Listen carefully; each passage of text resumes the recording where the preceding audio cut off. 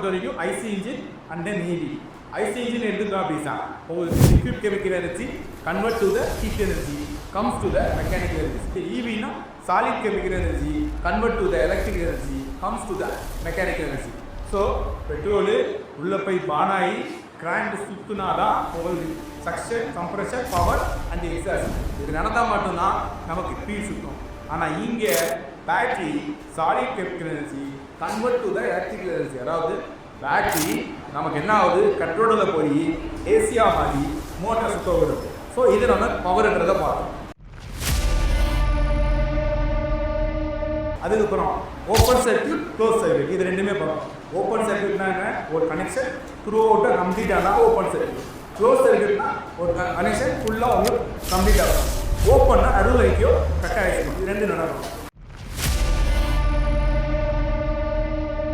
நம்ம நார்மலாக ஒரு இஎம்எஃப் எப்படி உருவாக்க முடியும், அதாவது நம்ம நினச்சோம்னா ஒரு இருநூற்றுக்குள்ள காப்பர் ஒயரை சுற்றி நான் பாசிட்டிவ் பக்கம் பாசிட்டிவையும் நெகட்டிவ் பக்கம் நெகட்டிவையும் கொடுத்தேன் அப்படின்னா பாசிட்டிவ் நாட்டா மாதிரி நெகட்டிவ் சவுத் ஆஃப் ஆகும். ஸோ இதன் மூலியமாக நான் பேட்டரி ஓல்ட்டை மாற்றிட்டு இருக்கும்போது என்னால் இஜெக்ட் முடியும்னு சொல்லி அந்த முடிவு பண்ணோம். ஸோ ஆர்மிச்சரில் நம்ம ஓல்டை கொடுக்கும்போது அது ரெப்பனிங் பண்ணிச்சு, அட்ராக்டிவ் பண்ணிச்சு. நம்ம பார்த்தோன்னா அதுக்கு பிறகு அதுக்கு பர்மனெண்ட் மேன் உள்ள வச்சு நம்ம கொடுக்கும்போது மோட்டர் ரொட்டேட் ஆச்சு. இதுக்கு பேர் டிசி மோட்டர். டிசி மோட்டர் எப்படி ஒர்க்காக பார்த்தோம். ஸோ நமக்கு ஒரு 3 கோட், அதாவது GYB, G for green, Y for yellow, B for blue. இந்த மூணுமே நமக்கு ஆப்போசிட்டில் 360 டிகிரியில், அதாவது 360 டிகிரி போனதை நமக்கு 120 ஏக்கரா நம்ம பிரிக்கிறதுக்கு அப்படி பயன்படுத்தணும். இப்போ நமக்கு என்ன ஓட்டர்ஸ்ன்னு பார்த்தோம். So types of motor, kinds of motor பார்த்தோம். கைஸ் ஆஃப் மோட்டர்னா என்ன, DC motor, direct current motor, BLDC brushless direct current motor, PMSM permanent magnet synchronous motor, IF induction motor, SRR future electrics motor and then future motor இருக்கக்கூடிய 4 மோட்டரையும் பார்க்கணும். அப்படி தானே அதில் accidents motor நம்ம இந்தியை பார்க்கணும் கிளியரா. அப்போ 6 பார்க்கணும். பிஎல்டிசி மோட்டரில் ஸ்டேட்டர்னா என்ன, ரோட்டர்னா என்ன. ஸ்டேட்டர்னா ஸ்டாண்டு, ரோட்டர்னா ரொட்டேட்டர். ஸோ பிஎல்டிசி மோட்டரில் 3 வகையான மோட்டர் கைட்ஸ் ஆஃப் மோட்டர் இருக்குது. ஒன்று புல்னா என்ன, ஹப் மோட்டர், நமக்கு வீட்டுக்கு பயன்படல உழவு பறித்த சாஃப்டாக ஹேண்டில் பண்ணிடலாம். அடுத்தது ஹார்ஸ், மிட்ரேவ் மோட்டர், ரொம்ப வேகமான இருக்கும். அடுத்தது டாங்கி, லோடிங் மோட்டர், உதாரணத்துக்கு ஆட்டோ லோடா மேம்படுத்தல லோடு இதுக்கு பயன்படுத்துவோம். ஸோ இப்போ 3 வகையான மோட்டார்ஸ் பார்க்கலாம். ஸ்டேட்டு, ரோட்டர், ஸ்டாண்டு, அதே மாதிரி ரோட்டர், ரொட்டேட்டர். இப்போ இது ரெண்டுக்குமே மிக முக்கியமான ஒரு நோக்கம் ஒன்றே ஒன்று தான். என்னது, பர்மனெண்ட் டிஎல்டிசி மோட்டார் வச்சுருக்கோம். மேக்னெட் தான் ரொட்டேட் ஆகும், காயில் ரொட்டேட் ஆகும். டிசி மோட்டரில் காயில் ரொட்டேட் ஆகும், மேக்னெட் ரொட்டேட் ஆகும். கிளியராக புரிஞ்சா? சரி, இப்போது பாயிண்ட் 2 என்னது, ஸ்டேட்டர்னா என்னென்ன. ஸ்டேட்டர்னா ஸ்டாண்டு. ஃபஸ்ட்டு அப் மோட்டர் எடுத்துட்டோம்னா axial 1, wire 2, core 3, coil 4, sensor 5. அப்போ அந்த 5 நமக்கு என்ன பார்த்தோம், ஸ்டேட்டர் ஓடாது. அப்புறம் ரோட்டுனா ரொட்டேட்டர். ரொட்டேட்டர்லாம் வந்து hub, housing, students and then அப்புறம் பேரிங்கு, 5வது மேக்னெட். ஸோ இது எல்லாமே ரோட்டர் ஸ்டேட். ஆரம்பத்தில் மிட்ரேவ் மோட்டர்னா ஷாஃப்ட் இருக்கிறோம், ஷாஃப்ட்டில் மேக்னெட் இருக்கும். இங்கே ஹப் மோட்டர்னா ஹப்பில் மேக்னெட் இருக்கும், மேக்னெட் ரொட்டேட் ஆகும். ஸோ வாயில் உங்களுக்கு இங்கேருந்து ரிப்பல் பண்ணி ஆட்டோமேட்டிக்காக அந்த ரிப்பை விடுறதுக்கு தான் என்னது நம்ம இஎம்எஃப் சொல்கிறோம், எலக்ட்ரோ மேக்னெட்டிக் ஃபீல்டு அப்படின்னு சொல்லி. சரி, இப்போ இதை பார்த்துப்போம். அடுத்தது கண்ட்ரோலருடைய வேலை என்ன, டிசி டு ஏசி கன்வெர்ட் பண்ணுறது. உதாரணத்துக்கு பேட்டரி டிசியை வாங்கி ஏசியாக கன்வெர்ட் பண்ணி கொடுத்தா அதுக்கு பேர் கண்ட்ரோலர் நம்ம எதெல்லாம் பண்ணுது அப்படி பார்க்கும்போது நம்ம ஒரு 10 ஐட்டத்தை பார்த்தோம். உதாரணத்துக்கு கீயை கண்ட்ரோல் பண்ணுறது, அப்புறமா பார்க்கிங் கண்ட்ரோல் பண்ணுறது, அதுக்கப்புறமா ஃபார்வர்ட் ரிவர்ஸ் கண்ட்ரோல் பண்ணுறது, அப்புறமா ஆக்சிலரேட்டரை கண்ட்ரோல் பண்ணுறது, அதுக்கப்புறமா த்ரீ ஸ்பீடை கண்ட்ரோல் பண்ணுறது, வீட்டுக்கு போகிற ஓடோமீட்டரை கண்ட்ரோல் பண்ணுறது, அதுக்கப்புறம் பிரேக்கை கண்ட்ரோல் பண்ணுறது, ட்ரபிள் ஷூட்டை கண்ட்ரோல் பண்ணுது, அதுக்கு பிறகு க்ரூசரை கண்ட்ரோல் பண்ணுறது. அதுக்கு பிறகு நம்ம வந்து என்ன பண்ணுறோம், ரிமோட் சென்சார் கண்ட்ரோல் பண்ணுது. லாஸ்ட்டாக 11வது என்ன வருது அப்படின்னு கேட்டிங்கன்னா என்ன பண்ணுது, 11 IoT, இன்டர்நெட் ஆஃப் திங்ஸ். இந்த 10 ஐட்டம் ஒரு சில கூட ஒன்று படைக்கிறோம், நமக்கு தெரிஞ்சான போகுது. இதில் 3 வகையான கண்ட்ரோல் இருப்போம். சைண்டு, square wave first, sine wave, அப்புறம் எக்கோஸ். ஸ்கொயர் வேவ்னா என்ன, ரிக்ஷா மாடல் யூஸ் பண்ணுறது, அது கொஞ்சம் ரேட்டு கம்மி, ஆனால் நமக்கு ஜல்க் ஆகிற பாட்டு அது இருக்கும். இப்போ வரக்கூடிய ஈலோட நம்ம அதான் பயன்படுத்திருக்கோம். ரெண்டாவது சைன் வேவ் போடுறோம். Sine wave controller. Sine wave controller நம்ம எதுக்கு பயன்படுத்துகிறோம்? உதாரணம் இன்றைக்கி வர எல்லா ஸ்கூட்டருக்கு தான் பயன்படுத்துகிறோம். அப்புறம் FOC field orient controller, vector power controller. இது நம்ம ஐஓடிக்கு பயன்படுத்தக்கூடிய போன்ற ரொம்ப சொபிஸ்டிகேட்டடாக இதில் அக்காரியம் இருக்கிறதுனால இதனுடைய பெரிய ப்ரெஸ்ஸு ஜர்க்கிங் இருக்காது, ரேஞ்ச் நிறைய இருக்குது. ஸோ மோட்ரு கண்ட்ரோல் இது ரெண்டையும் பார்க்கலாம்.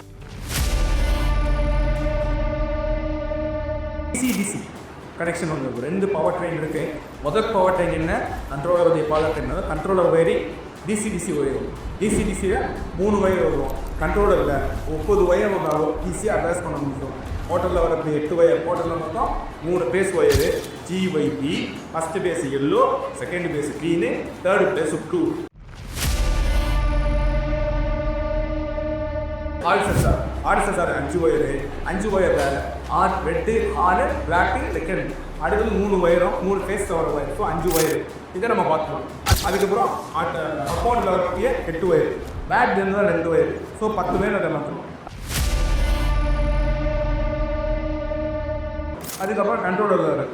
கண்ட்ரோலர் எக்ஸ்ட்ரா வயர் வரும். கீக்கு வர 1 வயரு, பாஸுக்கு வர 2 வயரு, அப்புறம் ஃபார்வர்டு ரிவர்ஸுக்கு வர 2 வயரு, ஆக்சிலேட்டருக்கு வர 3 வயரு, அதுக்கப்புறம் க்ரீ ஸ்பீடுக்கு வர 3 வயரு, அதுக்கப்புறம் ஓடோமீட்டருக்கு வர 1 வயரு, அண்ட் தென் அடுத்தது அதுக்கடுத்தது பிரேக்கு வர 2 வயரு, அதுக்கப்புறம் செல்ஃப் லைன் 2 வயரு, அடுத்தது ரிமோட் சென்சார் எத்தனை வயரு, 5 வயரு, 2 + 3 5 வயரு, அடுத்தது பேட்டரி 2 வயர் சொல்லியாச்சு. ஸோ மொத்தமாக இப்படி ஒயர்கள் நம்ம அதை பிரிக்கக்கூடிய நமக்கு அறிவு. டிசியில் 3 வயர் வரும். ரெட்டு, பிளாக்கு, அது ஒன்று எல்லோவாக இருக்கும், இல்லை க்ரீனாக இருக்கும். நம்மளுடைய நோக்கம் ஒன்று தான். ரெட்டோடு எது போதுனாலும் ரெட்டு தான் பாசிட்டிவ், மற்றது எல்லாமே நெகட்டிவ் தான். பிளாக்கோடு எது போதுனாலும் அது பாசிட்டிவ், பிளாக் நெகட்டிவ். இப்போது சென்சார் ஆகக்கூடிய இடத்துல, அதாவது ஒர்க்கிங் பிரின்சிபல் போகிற இடத்துல ரெட்டு, பிளாக் கன்ஃபார்ம் இருக்கும். 2 பிளாக் கன்ஃபார்ம் வச்சு அப்படின்னா ரிட்டன் போகிறது ஒன்று பல்ஸாக இருக்கும், அல்லது செக்ஸாக இருக்கும், அல்லது வோல்ட்டாக இருக்கும். இது 3 தான் வரும். உதாரணத்துக்கு ஆக்சிலேட்டரில் ஆர்எஸ்எஸ்ஆர் என்ன வரும், ரெட்டு பிளாக் உள்ளே போய் க்ரீனாக இருக்கணும், புரியுதுங்களா? அதுக்கு டிசிக்கு ரெட்டு பிளாக் உள்ளே போய் எல்லோ வோல்ட் ஆகுது, 12 வோல்ட்டா. அதாவது பேட்டரி டிசி என்ன, பக் கன்வெர்ட்டர், அதாவது battery volt to PV to PV, vehicle volt. புரியுதா? புரியா? Battery volt PV to PV, vehicle வோல்ட்னா 12 வோல்ட். இதெல்லாம் நம்ம யூஸ் பண்ணோம். லைட்ஸு, ஹெட்லைட்டு, இண்டிகேட்டர், ஆர்லைட், ஆக்சிலேட்டர், நம்பர் பிளேட் லைட்டு, ரூட் லைட்டு எல்லாமே.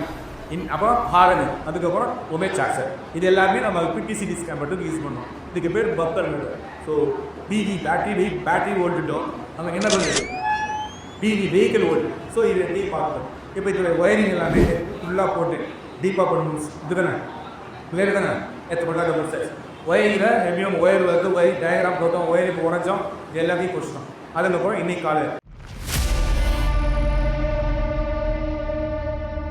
வண்டி சர்வீஸும் பேக் வீலில் கழுவி பார்த்தோம்.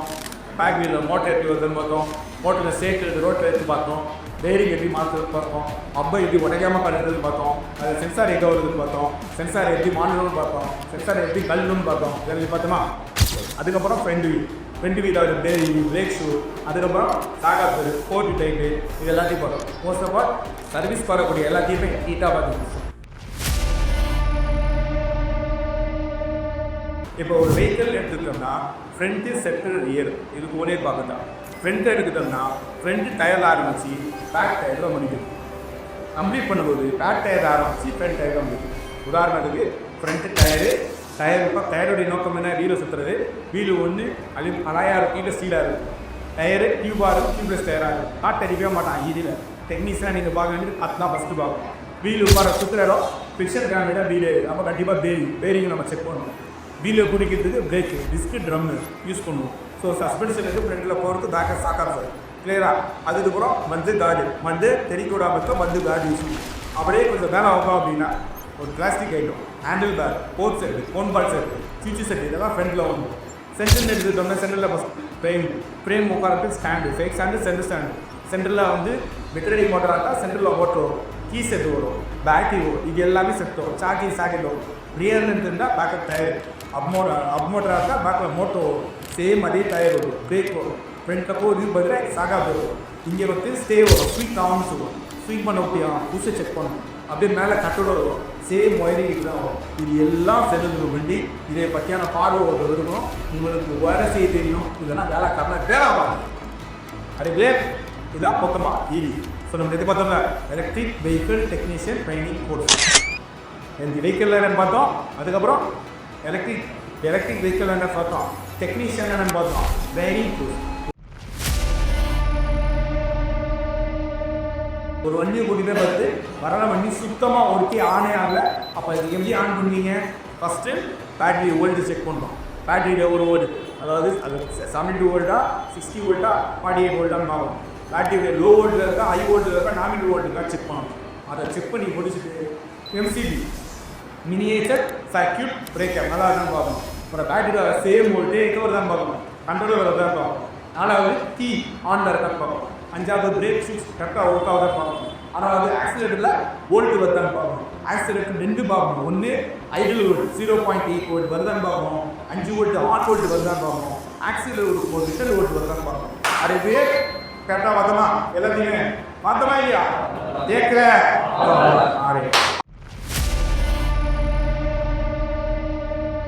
அப்புறம் அது ஆக்சிலேட்டர் பார்த்து முடிச்சு ஒர்க்காகனா மோட்டரில் 3 பாயிண்ட் பார்த்தோம். ஒன்று என்னது, மோட்டரில் ஷார்ட் சர்க்யூட் செக் பண்ணோம். அதுக்கப்புறம் மோட்டருடைய மேன் பவர் செக் பண்ணோம். மோட்டரில் ஹால் சென்சார் செக் பண்ணோம். செக் பண்ணோமா? செக் பண்ணி முடிச்சுட்டு கண்ட்ரோல் பார்த்து சார்ஜ் செக் பண்ணோமா? கண்ட்ரோலர் 3 ரேஸ், அதாவது ஏசியில் எங்கே எப்படி ஒர்க் ஆகுது செக் பண்ணோமா? இது எல்லாத்தையும் முடிச்சுட்டு எதுவுமே இருந்தாலும் நம்மளால மல்டிமீட்டரை வச்சு மோட்டரை ஓட வச்சு பார்த்தோமா? கிளியரா? செக்யூபெல்லாம் மொத்தமாக எலக்ட்ரிக் பார்த்தோம். கடைசியாக பேட்டரி என்னன்னு பார்த்தோம். பேட்டரினா நம்ம வரைக்கும் என்ன நினச்சிருந்தோம், பேட்டரின்றது என்ன, ஸ்டோரேஜாக எலக்ட்ரிசிட்டி பார்த்தோம். பட் ஆனால் உண்மையாகவே ஜென்ரேஷன் அங்கே நடக்குது அப்படின்றது அதுக்கப்புறம் கொடுத்துருக்கோம். ஆடாதுன்னா என்ன, கேப்டர் என்ன, அலுமினியம் என்ன, காப்பர் என்ன, ஒரு ஃபாயில் ஒன்று சுற்றி அதில் அண்ணாடி கேத்தாரியை வச்சு உள்ளுக்குள்ளே ரெண்டோட ஸ்கின் சால்ட் பண்ண உள்ள பிரிச்சுருக்கான். நமக்கு டிபி அது பேர் என்ன, பிபி. சரி, அது நீ எது சொல்லுங்க கிளியரா? அப்போது அதுதான் செப்பரேட்டர்னு பார்த்தோம். இது எல்லாத்தையும் முடிச்சுட்டு அதுக்கு முன்னாடி மொத்தம் டைப்ஸ் ஆஃப் செல்ஸ். டைப்ஸ்னால் என்ன? NMC, LFP. என்எம்சி என்ன? Nickel, manganese, cobalt. எல்எஃப்பி என்ன? Lithium, ferro, phosphate. அதோடைய வோல்டு, நாமினல் வோல்ட்னா என்ன, லோ வோல்ட்னா என்ன, ஹை வோல்ட்னா என்ன, அதனுடைய சைக்கிள் எவ்வளோ இருக்கும். உதாரணத்துக்கு என்எஃப்சினா 3.7 nominal volt, 2.7 low volt, 4.2 high volt. அதே எல்எஃப்பினா 3.2 nominal volt, 2.4 low volt, 3.6 high volt. So இது ரெண்டையும் பார்க்கும். ஏஹெச் கூட குறைய மாறும்.